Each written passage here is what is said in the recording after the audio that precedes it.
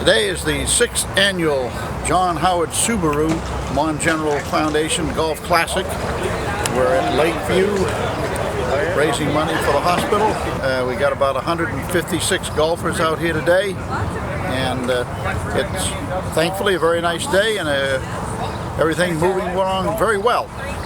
Elroy Face and Bill Mazeroski from the 1950s, 60s Pirates are with us today, and they do a lot of charitable events, not just for Mon General, but for many charities around the tri-state area.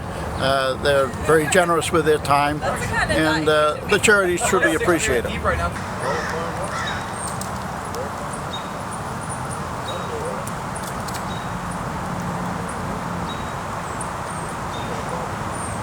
Obviously active in the community still. You have your golf tournament as well. Just what's it mean for you guys to be able to still come out and represent Pittsburgh, represent the Pirates, and kind of have that connection with... Well, my age is good to be anywhere playing golf. Yeah. Okay. And if we could start, let's go back to 1960.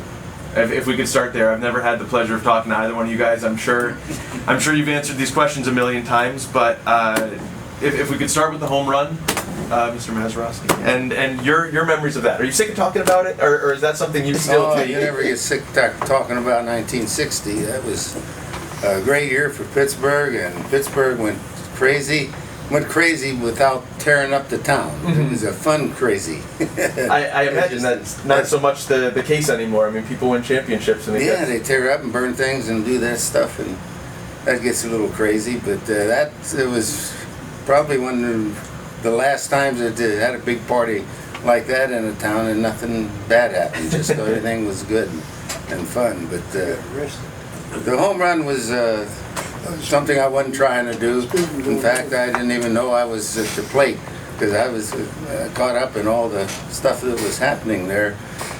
We were 2 runs ahead going in the last of the ninth, and all I'm thinking is, geez, we got to get 2 outs, and we're world champions. This is going to be great.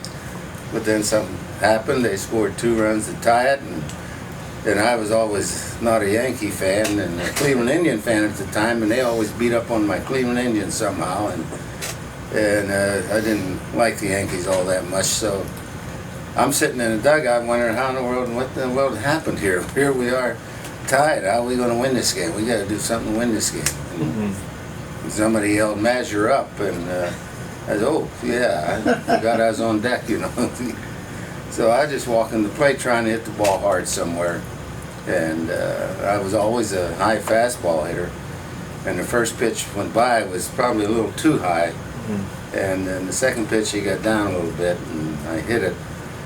And I knew when I hit it that Yogi Berra was in left field, that he wasn't going to catch it. I knew I hit it good enough, hard enough, because it was 410 feet out there, and we probably had to hit it 425 to get it over the big fence out there. Mm-hmm. So, but I knew he wasn't going to catch it, and I was running my butt off, and if he had misplayed it off the wall, I wanted to be on third base for a triple, and a lot of ways to score from third base than there are from second.